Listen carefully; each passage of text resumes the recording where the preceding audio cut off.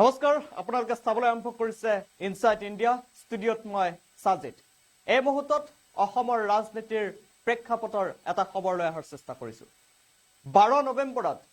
গুৰুত্বপূৰ্ণ বৈঠক অনুষ্ঠিত হ'ব বিৰোধীৰ বৈঠকত থাকিব অসম জাতীয় পৰিষদ ৰাইজৰ দলৰ লগতে আন বিৰোধী দলসমূহ মিত্ৰতাক লৈ আলোচনা কৰা হ'ব এই বৈঠকত আৰু গৌৰৱ গগৈ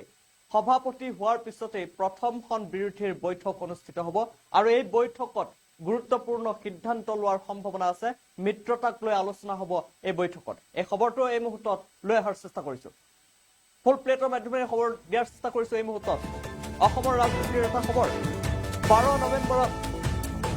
বিৰোধীৰ গুৰুত্বপূৰ্ণ বৈঠকত থাকিব অসম জাতীয় পৰিষদ ৰাইজৰ দলৰ লগতে আন বিৰোধী দলসমূহ আগন্তুক নিৰ্বাচনৰ বাবে মিত্ৰতাক লৈ হ'ব আলোচনা মিত্ৰতা কৰিবলৈ ইচ্ছা থকা দলসমূহক আমন্ত্ৰণ আৰু অসম বিধানসভাৰ জেএন হলত 4 বজাত অনুষ্ঠিত হ'ব এই বৈঠক 12 নৱেম্বৰত বিৰোধীৰ গুৰুত্বপূৰ্ণ বৈঠক অনুষ্ঠিত হ'ব গৌৰৱ গগৈ অসম প্ৰদেশ কংগ্ৰেছৰ সভাপতি হোৱাৰ পিছত প্ৰথমখন বিৰোধী দলসমূহৰ লগত মিত্ৰতাৰ বৈঠক আৰু এই বৈঠকত আগন্তুক নিৰ্বাচনক লৈ মিত্ৰতা সন্দৰ্ভত বিৰোধী মিত্ৰতা সন্দৰ্ভত সিদ্ধান্ত লোৱাৰ সম্ভাৱনা আছে কিয়নো মিত্ৰতাক লৈ আলোচনা হ'ব এই বৈঠকত আৰু গৌৰৱ গগৈ সভাপতি হোৱাৰ পিছত প্ৰথমখন বিৰোধী দলসমূহৰ লগত মিত্ৰতাৰ বৈঠক আয়োজন কৰা হৈছে আৰু 12 নৱেম্বৰত অসম বিধানসভাৰ জেএন হলত 4 বজাত এই বৈঠক অনুষ্ঠিত হ'ব বৈঠকত থাকিব অসম জাতীয় পৰিষদ ৰাইজৰ দল লগতে আন বিৰোধী দলসমূহ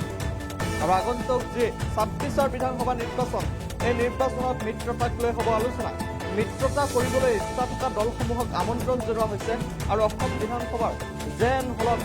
4 বজাত হ'ব এই বৈঠক 12 নৱেম্বৰত বিৰোধীয়ে গুৰুত্বপূৰ্ণ বৈঠকত অংশ ল'ব আৰু গৌৰৱ গগৈ সভাপতি হোৱাৰ পিছত প্ৰথমখন বিৰোধী দলসমূহৰ লগত মিত্ৰতাৰ বৈঠক অনুষ্ঠিত হ'ব 12 নৱেম্বৰত আচলতে ছবিখন স্পষ্ট হ'ব বিৰোধীৰ মিত্ৰতা হ'ব নে নাই কিয়নো মিত্ৰতাক লৈ 12 নৱেম্বৰত এই বৈঠকৰ আয়োজন কৰা হৈছে